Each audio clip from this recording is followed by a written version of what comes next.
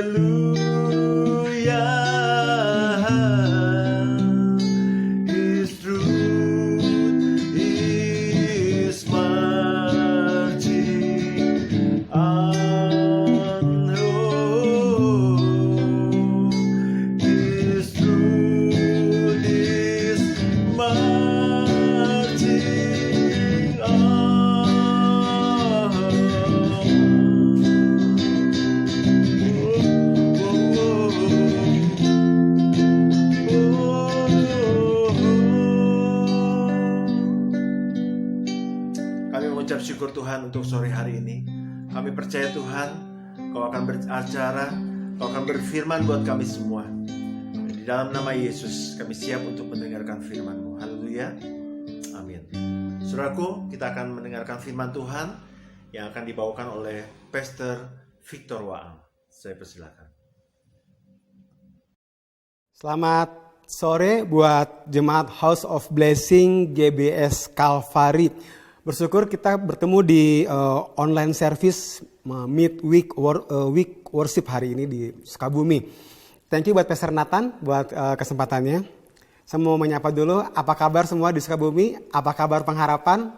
Saya percaya kalau kita masih hidup, masih ada pengharapan. Saya percaya bahwa krisis ini ada awal, juga ada akhirnya. Tapi yang terpenting bukan kapan ini akan berakhir. Yang terpenting adalah bagaimana respon kita terhadap krisis ini.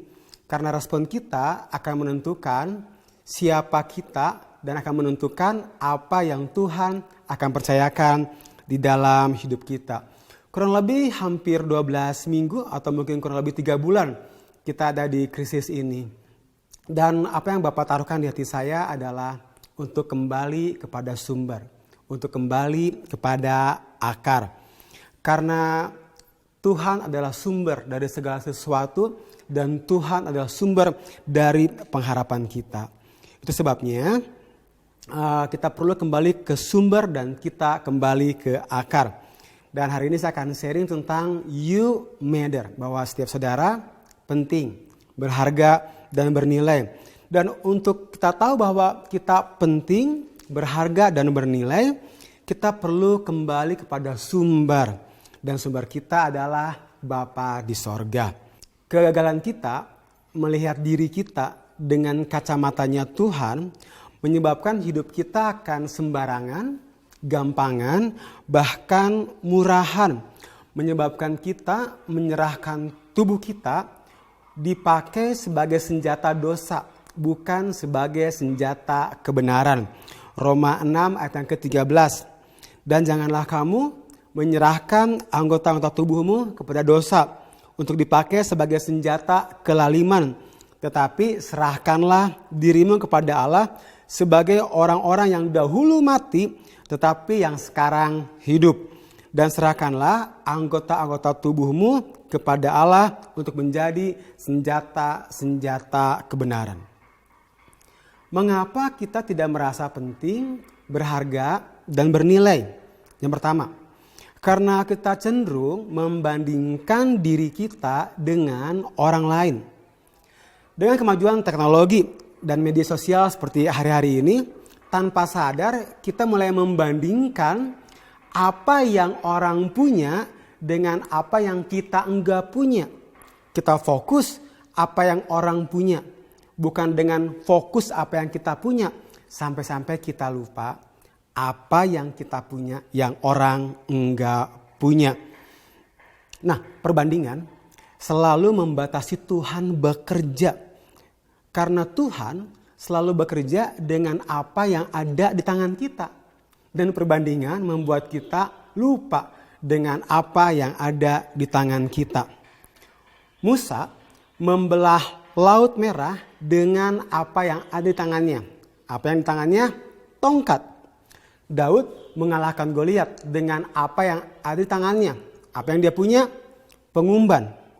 Tuhan Yesus memberkati, memberi makan 5.000 orang dengan 5 roti dan 2 ikan yang seorang anak kecil punya.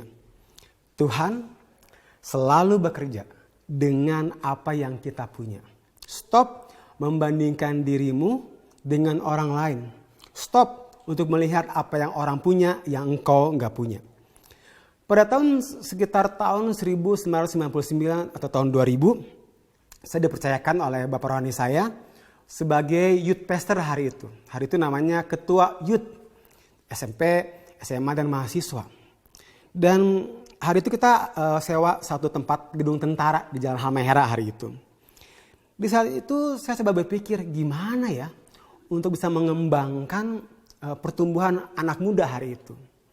Dan saya mulai lihat, oh gereja A bertumbuh karena gedungnya bagus. Bahkan AC-nya juga dingin.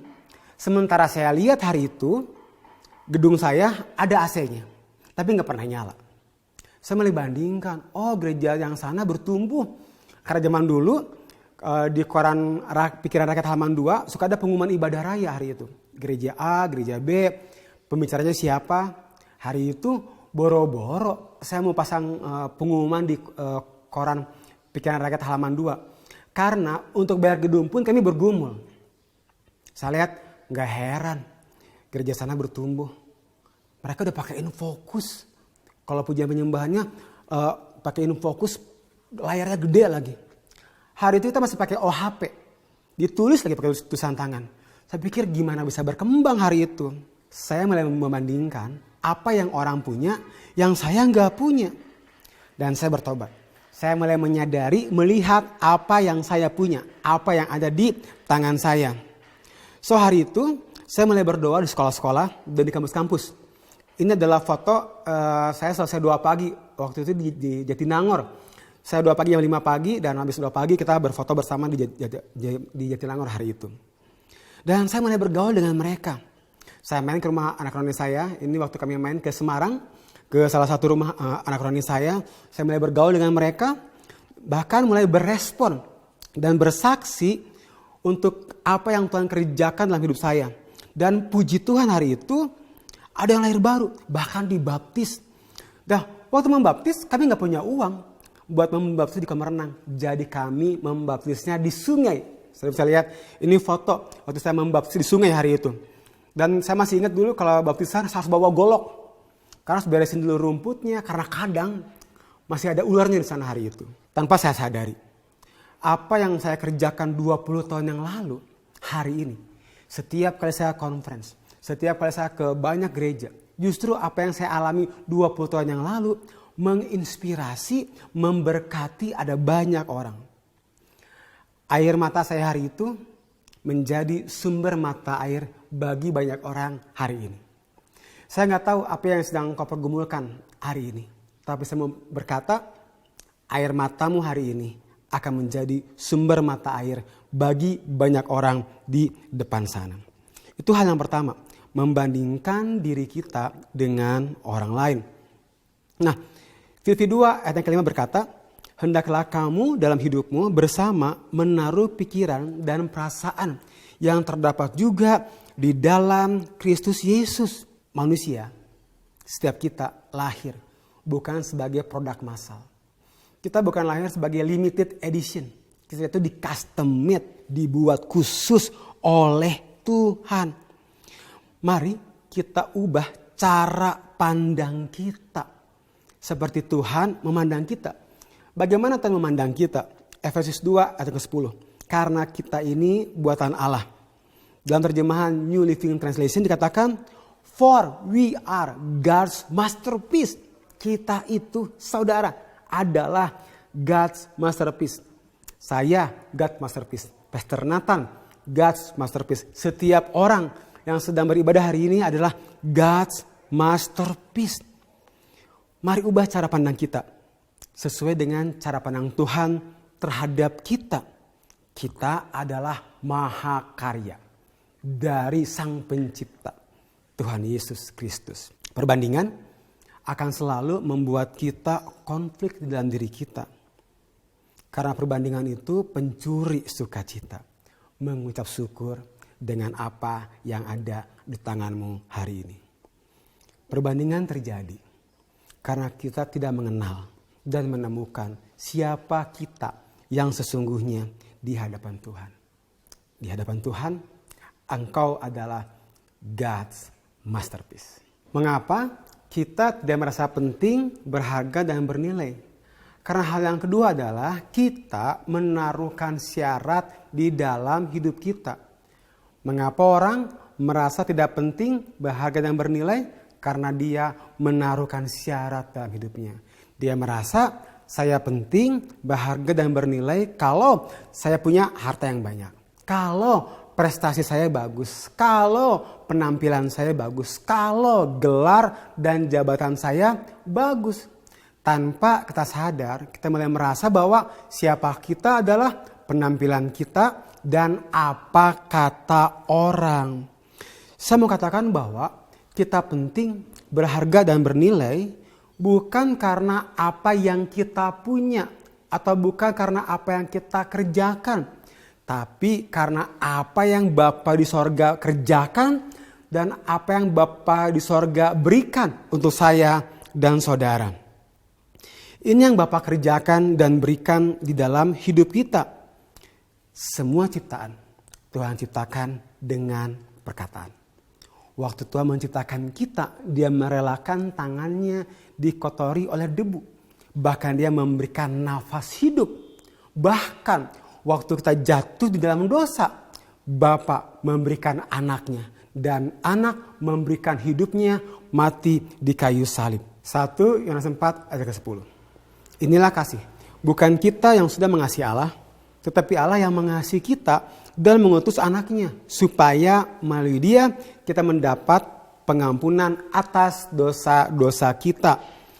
Dari ayat ini kita sadar betul. Kalau Bapa di sorga saja mengasihi kita tanpa syarat. Terbukti dia mengasihi kita ketika kita masih berdosa. Mengapa kita mengasihi kita dengan syarat? Saya mau selesai dengan ini. Keberhargaan diri kita diberikan oleh Bapa di sorga. Tahu dari mana, Pastor? 1 Petrus 1 ayat yang ke-18 sampai yang ke-19. Sebab kamu tahu bahwa kamu telah ditebus dari cara hidupmu yang sia-sia, yang kamu warisi dari nenek moyangmu. Itu bukan dengan barang yang fana, bukan pula dengan perak atau emas, melainkan dengan darah yang mahal, yaitu darah Kristus yang sama seperti darah anak domba yang tak bernoda dan tak bercacat. Transaksi terjadi karena ada kesepakatan harga. Dengan apa sesuatu dibayar menunjukkan seberapa penting, berharga dan bernilai barang tersebut. Kita itu ditebus oleh darah anak domba. Artinya engkau penting, berharga dan bernilai. Identitas kita diberikan oleh Bapa di sorga. Bahwa kita penting, berharga dan bernilai. Jadi siapa kita adalah pribadi kita dan apa kata Tuhan. Ini yang menarik. Keberhargaan diri kita tidak pernah akan berubah. Sekalipun kita mengalami kegagalan. Sekalipun kita mengalami kesalahan. Bisa dilihat dari slide berikut ini. Walaupun kehidupan kita turun naik. Keberhargaan kita enggak pernah berubah. Engkau berhasil, engkau mengalami juga kegagalan. Engkau mengalami penerimaan, engkau juga mengalami penolakan. Tapi dengar, hargamu tetap sama. Seharga darah anak domba. Keberhargaan diri kita akan menentukan tindakan kita. Karena saya tahu saya berharga, waktu saya jatuh, saya bangkit lagi. Saya tahu saya berharga. Waktu saya mengalami penolakan, saya bangkit lagi. Mengapa? Waktu saya jatuh dalam dosa, saya bangkit lagi. Karena saya tahu keberhargaan saya enggak pernah berubah. Keberhargaan kita akan menentukan tindakan kita. Saya jatuh berkali-kali. Saya gagal berkali-kali. Saya mengalami penolakan berkali-kali. Tapi saya selalu bangkit lagi karena saya tahu siapa saya di hadapan Tuhan. Perlu setiap hari kita membangun kesadaran kita. Siapa Tuhan atas kita. Siapa Bapa yang sudah menyerahkan anaknya buat kita. Bahkan anak yang mati di kayu salib untuk saya dan saudara. Yang penting bukan seberapa banyak orang berkata bahwa kamu penting, kamu berharga, kamu bernilai. Bukan itu. Yang terpenting adalah seberapa sadar engkau menerima dirimu bahwa engkau penting, berharga, dan bernilai. Karena yang terpenting bukan penerimaan orang akan kamu. Penerimaanmu akan dirimu sendiri, itulah yang terpenting. Dulu ini ada foto saya waktu zaman dulu SMP. Saya jadi orang yang paling cabul. Saya jadi orang yang paling nakal, yang paling hancur. Kenapa? Supaya orang menerima saya. Tapi saya sadar, Bapak menerima saya. Bukan karena apa yang saya kerjakan. Bapak itu menerima pribadi saya sepenuhnya. Setiap hari bangun kesadaran. Kalau kita dihina, kita gagal, kita mengalami penolakan, ingat karya salib atas hidup kita. Pastor Nathan, terima kasih buat waktunya. Tuhan Yesus memberkati. Mari saya ajak kita semua untuk sekali lagi berdoa. Berapa banyak sore hari ini engkau merasa bahwa engkau menaruhkan syarat dalam hidupmu. Berapa banyak engkau yang merasa engkau mulai membandingkan dirimu dengan orang lain. Hari ini, kalau engkau orangnya, boleh enggak engkau taruh tanganmu di dada. Berkata bahwa Tuhan, hari ini saya mengerti. Tuhan itu menerima saya. Tuhan itu mengasihi saya. Bukan karena apa yang saya buat, bukan karena apa yang saya kerjakan, tapi Tuhan menerima pribadi saya sepenuhnya. Bahkan ketika saya masih jatuh dalam dosa, Tuhan yang menerima saya. Haleluya. Hari ini mulai lihat dengan apa yang ada di tanganmu. Karena Tuhan selalu bekerja dengan apa yang kau punya. Terima kasih Bapa, dalam nama Yesus. Amin.